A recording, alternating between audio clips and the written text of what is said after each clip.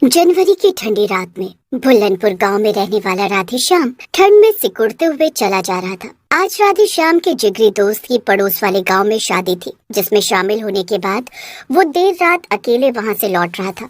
अरे आखिरी बस भी निकल गई तो बड़ी आफत हो जाएगी। इतनी रात में गांव के लिए कोई साधन भी नहीं मिलेगा। बस ने उसे गांव के बाहर के बस स्टॉप पर उतार दिया था, लेकिन अब वहां से उसे अपने घर तक पैदल ही जाना था। आज मेरे यार की शादी है, आज मेरे यार की शादी है, यार की शादी है, मेरे दिलदार की शादी है। आज तो बड़ी ठंड है, खेतों के रास्ते से ही निकल लेता हूँ। थोड़ा जल्दी पहुँच जाऊंगा, वरना घर पहुँचने में 1 घंटा लगेगा। राधेश्याम जल्दी घर पहुंचने के लिए खेतों वाला रास्ता पकड़ लेता है। तभी उसकी नजर खेत में खड़े बिजुका पर पड़ती है। एक घड़े से उसका सर बनाकर उसके ऊपर कुछ घास फूस रखी हुई थी। अरे अब मुझे चढ़ गई है क्या? ये बिजुका इतना अजीब सा क्यों नजर आ रहा है? ऐसा लग रहा है जैसे मुझे देखकर मुस्कुरा रहा हो। अरे राधे श्याम, तेरा दिमाग अपनी जगह से हिल गया है लगता है। बिजुका कोई इंसान थोड़ी होता है जो तुझे देखकर मुस्कुराएगा। राधेश्याम ने उस ख्याल को अपने दिमाग से झटका और एक बार फिर लंबे लंबे कदम बढ़ाकर खेतों को पार करने लगा। अभी वो थोड़ी दूर और चला होगा कि उसे फिर अपने दाएं और खेत में बिल्कुल हूबहू वही बिजुका खड़ा हुआ नजर आता है, जिसे उसने अभी कुछ देर पहले देखा था। ऐसा कैसे हो सकता है? अभी कुछ देर पहले ही तो मुझे ये बिजुका दिखा था, हूबहू वही कपड़े, और इस हुलिये में ये बिजुका यहाँ कैसे हो सकता है? इस बार तो राधेश्याम की डर के मारे हालत खराब हो गई थी। अरे राम राम राम, अरे इसका मतलब मुझे कोई गलत फहमी नहीं हुई थी। ये कोई बिजुका नहीं बल्कि भूत प्रेत लगता है। ये तो रास्ते के बीचों बीच खड़ा हुआ है। अरे करूँ तो क्या करूँ? राधेश्याम की अब आगे बढ़ने की हिम्मत नहीं हो रही थी, इसलिए वो वापस जाने के लिए जैसे ही पीछे मुड़ता है, अपने ठीक पीछे भी उसे एक और बिजुका खड़ा हुआ नजर आता है। मैंने तुम्हारा क्या बिगाड़ा है? अब मेरा रास्ता क्यों रोक रखा है? जाने दो मुझे। राधेश्याम के इतना कहते ही बिजुका जोर जोर से हंसने लगता है। बिजुका की डरावनी हंसी सुनकर राधेश्याम थर थर कांपने लगा था, लेकिन बिजुका उसकी जान ले लेता है। अगले दिन सुबह जब गांव वाले खेतों में आते हैं, तो वहां पर राधेश्याम को बिरजू के खेतों में वे देखते हैं। उसके सर से खून बह रहा था। गांव के एक नौजवान युवक की इस तरह से मौत हो जाने से पूरे गांव में अफरा तफरी सी मच गई थी। कुछ दिन बाद, तुम्हें पता है ना, दिन छिपने के बाद खेतों में आना सही नहीं होता। अभी पिछले हफ्ते राधेश्याम यही खेतों में मरा हुआ मिला था। डर नहीं लगता है क्या? अब ये क्या बात हुई? दिन के उजाले में तो तुमसे मिल नहीं सकते, इसलिए दिन ढलने का इंतजार करता हूँ। अब तुम रात में भी मिलने से इनकार कर रही हो। घबराती क्यों हो? मैं हूं ना तुम्हारे साथ। ये लो, तुम्हारे लिए शहर से तोहफा लेकर आया था, वही देने के लिए बुलाया था यहाँ। चलो अब तुम पहले जाओ, थोड़ी देर बाद तुम्हारे पीछे पीछे मैं भी आता हूँ, वरना किसी ने साथ में गांव में आते हुए देख लिया तो बवाल हो जाएगा। राधा और मुकेश इसी गांव में रहते थे और अक्सर ही दिन छिपने के बाद खेतों में एक दूसरे से मिलने आया करते थे। मुकेश से तोहफा लेने के बाद राधा जल्दी जल्दी खेतों से निकलकर गांव की ओर जाने लगती है। अभी वो थोड़ी दूरी पहुंची थी कि उसे किसी के हंसने की आवाज सुनाई देने लगती है। मुकेश, मस्करी बंद करो। तुम ही हो ना पीछे पीछे आ रहे हो और मुझे डराने की कोशिश कर रहे हो? तुम्हें पता है ना मुझे अंधेरे से कितना डर लगता है। राधा के इतना कहते ही हंसी की आवाज बंद हो जाती है और राधा एक बार फिर गांव की ओर जाने लगती है। तभी उसे अचानक अपने सामने एक बिजुका खड़ा हुआ नजर आता है। अरे, ये रास्ते के बीचों बीच बिजुका किसने लगाया है? इसे तो खेतों में लगाया जाता है ना।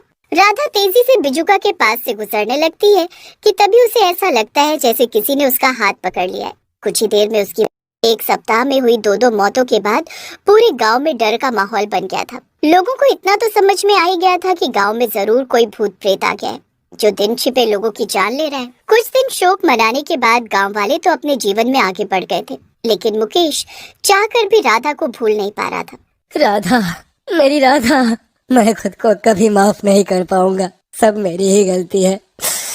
ना मैं उसे रात में मिलने के लिए खेत पर बुलाता और ना मेरी राधा की जान जाती। वो तो अंधेरे से वैसे ही इतना डरती थी।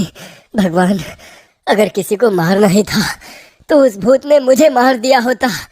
जब तक मैं पता ना लगा लूं कि मेरी राधा को किसने और क्यों मारा, मेरे मन को चैन नहीं मिलेगा। अपना दुख लेकर मुकेश पास ही के गांव में रहने वाले एक तांत्रिक बाबा के पास जाता है, जिन्हें भूत प्रेत भगाने की सिद्धि प्राप्त थी। बाबा, उस रात राधा मुझसे ही मिलने आई थी।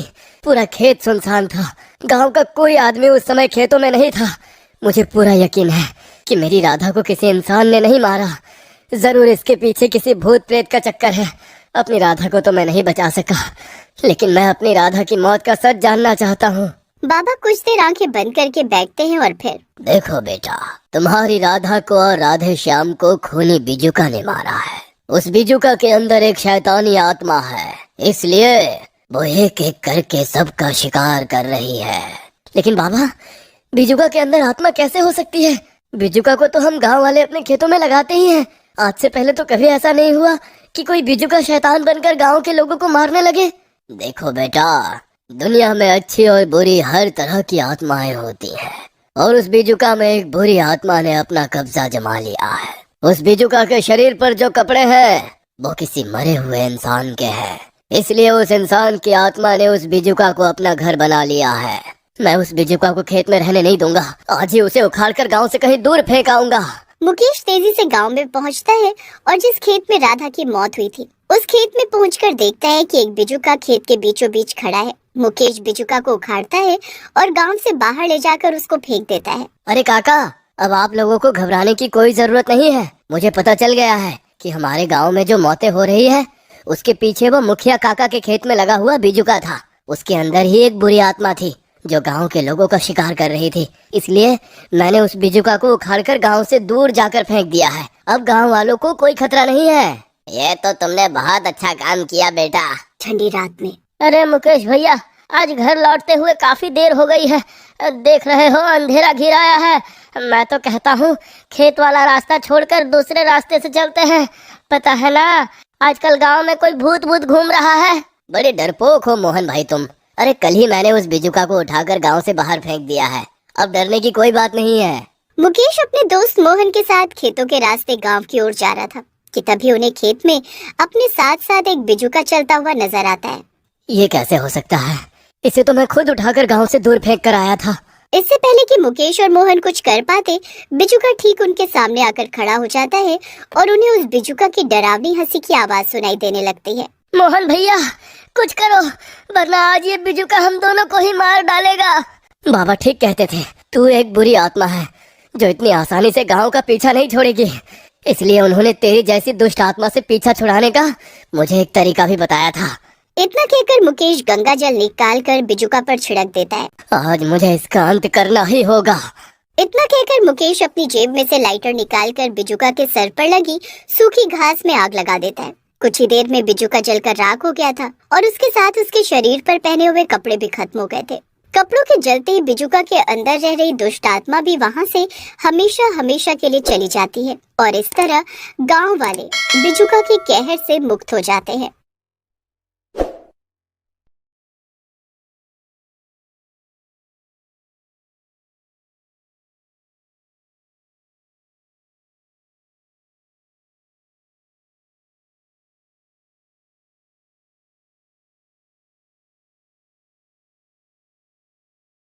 तभी अनुराधा के सामने एक चुड़ैल आ जाती है। ये खेत तो सुखिया का है, उसे भी पता है कि यहाँ रात के समय मेरा राज चलता है। तेरी हिम्मत कैसे हुई रात में यहाँ पर आने की? इतना कहकर चुड़ैल अनुराधा को पकड़ लेती है और उसका खून पीकर उसे मार देती है। वाह, मजा आ गया, इसका खून तो काफी स्वादिष्ट था। तभी अनुराधा भी एक चुड़ैल में बदल जाती है और उस चुड़ैल के सामने खड़ी हो जाती है। ये देखकर चुड़ैल चौंक जाती है और कहती है, बरगदपुर गांव में अनुराधा नाम की एक सुंदर लड़की रहा करती थी। पूरे गांव में केवल अनुराधा ही पढ़ी लिखी थी। पढ़े लिखे होने की वजह से अनुराधा बहुत घमंडी थी। वो गांव के लोगों को अनपढ़, गंवार और जाहिल कहकर समझती थी। एक दिन गांव का मुखिया राकेश और टिंकू को लेकर गांव की खेती के बारे में चर्चा कर रहा होता है।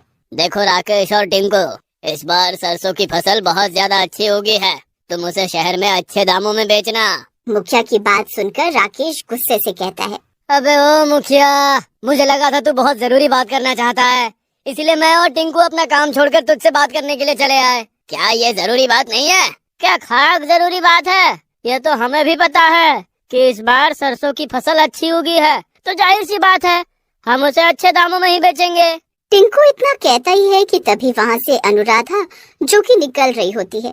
रुक जाती है और उन तीनों की ओर देखकर हंसते हुए कहती है, तुम गांव के लोग ना कभी नहीं सुधरोगे, अनपढ़ के अनपढ़ और जाहिल के जाहिल ही रहोगे। अरे विदेश में जाकर देखो, आजकल खेत में नई नई सब्जियां उगाई जा रही हैं। तुम गांव के गवार लोग बस सरसों और गेहूं की खेती करते रहना। ये सुनकर टिंकू गुस्से से अनुराधा से कहता है, देखो अनुराधा, हमें पता है कि तुम शहर से पढ़कर आई हो, लेकिन मत भूलो कि तुम भारत में रहती हो और भारत में सरसों और गेहूं ही खाया जाता है। अगर तुम्हारे अंदर इतना ही ज्ञान भरा है तो तुम अपने पिता के खेत में ही कोई अलग सब्जी क्यों नहीं उगा लेती। इतना कहकर राकेश और टिंकू अपने अपने खेतों की ओर चले जाते हैं और मुखिया भी चला जाता है। अनुराधा को राकेश का जवाब बिल्कुल भी पसंद नहीं आता। वो गुस्से से पैर पटकती हुई अपने घर पर आ जाती है। अनुराधा को गुस्से में देखकर उसकी माँ चमकी अनुराधा से कहती है, क्या हुआ अनुराधा, इतने गुस्से में क्यों हो? ये गांव के अनपढ़ जाहिल गवार लोग पता नहीं अपने आप को क्या समझते हैं। तभी वहाँ पर अनुराधा के पिता सुखी आ जाते हैं और गुस्से से अपनी बेटी अनुराधा से बोलता है, अनुराधा, तुम्हें गांव के लोगों को अनपढ़ और जाहिल कहने का कोई अधिकार नहीं है। तुम खेती के बारे में जानती क्या हो? देखिए पिताजी, मैं एक शहर से पढ़कर आई हूँ। रहा सवाल खेती के बारे में जानने का, तो अब मैं खेत में वो उगा कर दिखाऊंगी जिसकी कोई कल्पना भी नहीं कर सकता। इतना बोलकर अनुराधा वहाँ से चली जाती है। उस दिन के बाद अनुराधा गहरी सोच में डूब जाती है कि आखिर खेत में ऐसा क्या उगाया जाए जिससे उसका नाम हो जाए। कुछ दिन बाद अनुराधा के दिमाग में एक विचार आता है और वो अपने आप से कहती है, हाँ, अगर खेत में बर्गर उगाया जाए तो फिर मेरा पूरे वर्ल्ड में नाम हो जाएगा। प्रेस वाले मेरे घर पर आएंगे, मेरी फोटो खींचेंगे और मैं देखते ही देखते फेमस हो जाऊंगी। लेकिन इसके लिए मुझे सबसे पहले इंटरनेट पर सर्च करना होगा। अनुराधा उस दिन के बाद से इंटरनेट पर लैपटॉप के सामने दिन भर बैठी रहती। एक दिन अनुराधा अपने पिता सुखिया से कहती है, पिताजी, अब आप खेत पर नहीं जाएंगे, खेत में मैं जाऊंगी। हैं? अरे पागल हो गई हो क्या? तुम खेत में जाकर क्या करोगी? पिताजी, मैं खेत में बर्गर को उगाऊंगी और सारी दुनिया को चौंका दूंगी। इतना बोलकर अनुराधा अपने घर से बाहर निकल जाती है। अनुराधा कुछ दूर जाती है कि तभी उसे गांव के युवक लल्लन और बिल्लू मिल जाते हैं। लल्लन और बिल्लू अक्सर अनुराधा को पढ़ाई देवी कहकर चिढ़ाते थे। लल्लन अनुराधा को देखकर हंसते हुए कहता है, अरे क्या हुआ पढ़ाई देवी, इतने गुस्से में क्यों नजर आ रही हो?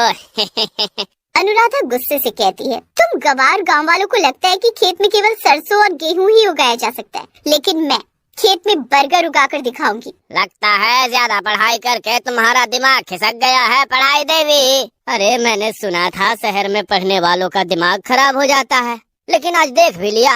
अरे पढ़ाई देवी, खेत में बर्गर नहीं उगते। लेकिन मैं उगाकर दिखाऊंगी। इतना कहकर अनुराधा सीधे गांव में बर्गर की दुकान पर जाती है और दुकानदार से बहुत सारे बर्गर देने को कहती है। हाँ? इतने सारे बर्गर तुम अकेले तो नहीं खा सकती, क्या घर में कोई मेहमान आए हैं? नहीं, मैं इन बर्गर की खेती करूंगी और जब मेरे खेत में बर्गर उग जाएंगे तब तुम मुझसे ही बर्गर खरीदना। इतना कहकर अनुराधा ढेर सारे बर्गर लेकर वहाँ से चली जाती है। तभी दुकानदार चिल्लाते हुए आवाज लगाता है, अरे अनुराधा, रात के समय अपने खेत में मत जाओ, तुम्हारे खेत में एक पेड़ पर एक चुड़ैल का वास है। मगर अनुराधा उसकी बात नहीं सुनती। दुकानदार गुस्से से अपने आप से कहता है, सुखिया की बेटी का दिमाग खराब हो गया है, लगता है पगला गई है। मना किया था कि शहर में पढ़ने मत भेज, लेकिन नहीं माना। इधर अनुराधा अपने खेत में चली जाती है और खेत की जमीन खोदकर सारे बर्गर उसमें गाड़ देती है और बड़बड़ाती हुई अपने आप से कहती है, बस अब शहर से केमिकल लाना है, उसके बाद बर्गर उग। अनुराधा इतना कहती है कि तभी वहाँ पर डरावनी आवाजें आनी शुरू हो जाती हैं। अनुराधा बुरी तरह से डर जाती है। तभी अनुराधा के सामने एक चुड़ैल आ जाती है। ये खेत तो सुखिया का है, उसे भी पता है कि यहाँ रात के समय मेरा राज चलता है। तेरी हिम्मत कैसे हुई रात में यहाँ पर आने की? इतना कहकर चुड़ैल अनुराधा को पकड़ लेती है और उसका खून पीकर उसे मार देती है। वाह, मजा आ गया, इसका खून तो काफी स्वादिष्ट था। तभी अनुराधा भी एक चुड़ैल में बदल जाती है और उस चुड़ैल के सामने खड़ी हो जाती है। ये देखकर चुड़ैल चौंक जाती है और कहती है, अरे ये कैसे चुड़ैल बन गई? तभी अनुराधा चुड़ैल गुस्से से उस चुड़ैल को देखकर कहती है, तूने मेरा सपना पूरा होने से पहले ही मुझे मार दिया, इसलिए मैं चुड़ैल बन गई। अब तेरी बारी है। अरे ये तो मुझसे भी ज्यादा ताकतवर हो गई, ऐसा कैसे हो सकता है? क्योंकि मैं जवान चुड़ैल हूँ। अनुराधा चुड़ैल और दूसरी चुड़ैल को मार देती है और गुस्से से खेत की ओर देखकर कहती है, इन गांव के गवार लोगों ने मेरा बहुत मजाक उड़ाया है। अब मैं गांव के किसी भी व्यक्ति को कुछ भी नहीं खाने दूंगी। अगर इस गांव के लोग कुछ खाएंगे तो केवल मेरी खेत से उगे हुए बर्गर और वैसे भी अब मैं चुड़ैल बन गई हूँ, इसलिए बर्गर उगाना अब मेरे लिए चुटकी बजाने जैसा है। चुड़ैल चुटकी बजाती है और पूरे खेत में बर्गर ही बर्गर उगे हुए दिखाई देने लगते हैं। रात को अनुराधा अपने घर नहीं पहुंचती तो उसकी माँ को चिंता होने लगती है। अनुराधा की माँ चमकी अपने पति सुखिया से कहती है, सुबह हो गई, अभी तक अनुराधा घर नहीं आई। अरे तुम्हारी वो पागल लड़की खेत में बर्गर उगाने गई है और तुम जानती हो वो कितनी जिद्दी है। अच्छा सुनो, मैं कुछ दिनों के लिए शहर जा रहा हूँ। इतना बोलकर सुखिया शहर चला जाता है। दोपहर के समय लल्लन और बिल्लू खेत में बैठे हुए बात कर रहे होते हैं। तभी लल्लन की नजर सुखिया के खेत पर पड़ती है।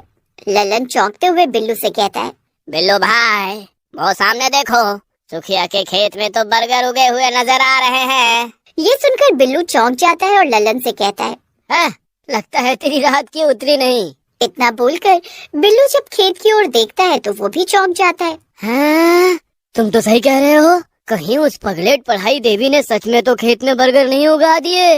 अरे अगर ऐसा हुआ तो फिर तो ये चमत्कार हो गया। चलो चलकर देखते हैं। लल्लन और बिल्लू सीधे खेत की ओर चले जाते हैं और आश्चर्य भरी नजरों से उगे हुए बर्गर को देखने लगते हैं। तभी वहाँ पर अनुराधा चुड़ैल आ जाती है। चुड़ैल को देखकर वो दोनों डर जाते हैं।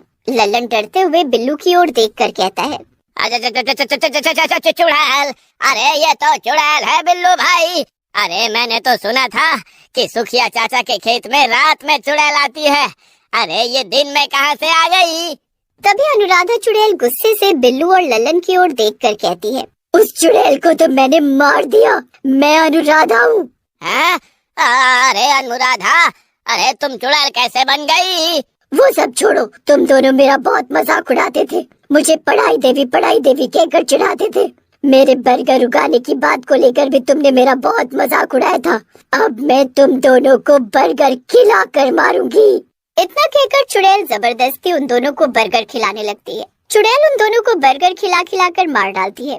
उस दिन के बाद गांव में कोई भी खाना खाने के लिए बैठता, अनुराधा चुड़ैल वहां प्रकट हो जाती और उसका खाना छीनकर बर्गर खिलाकर उसे मार देती। कुछ ही दिनों में गांव में दहशत का माहौल फैलने लगता है। एक दिन मुखिया उदास बैठा होता है कि तभी वहाँ पर एक तांत्रिक आ जाता है और मुखिया से कहता है, मुखिया, मुझे बहुत तेज भूख लगी है। अरे चले जाओ तांत्रिक बाबा, हमारे गांव में तो लोगों ने डर की वजह से खाना खाना भी छोड़ दिया है। क्यों? मुखिया सारी घटना तांत्रिक को बताता है। तभी वहाँ पर सुखिया भी आ जाता है और मुखिया से कहता है, अरे मैं अभी शहर से लौटा हूँ मुखिया जी, ये मैं क्या सुन रहा हूँ? तुम्हारी बेटी अब चुड़ैल बन गई है। तांत्रिक मुखिया से कहता है, चिंता मत कर, मुझे उसके खेत में लेकर चल। कुछ ही देर में तांत्रिक गांव वालों को लेकर सुखिया के खेत में पहुंच जाता है और मुखिया से कहता है, अनुराधा चुड़ैल की आत्मा बर्गर के खेत में बसी हुई है, इस खेत को आग लगा दे। मुखिया उस बर्गर के खेत में जैसे ही आग लगाने वाला होता है, तभी अनुराधा चुड़ैल वहाँ आ जाती है और मुखिया से कहती है, ये क्या कर रहा है मुखिया? मुखिया उसकी बात नहीं सुनता और बर्गर के खेत में आग लगा देता है। बर्गर का खेत जैसे ही जलता है, अनुराधा चुड़ैल के शरीर में आग लग जाती है और वो जलकर राख हो जाती है। और उस दिन से गांव वालों को अनुराधा चुड़ैल से मुक्ति मिल जाती है।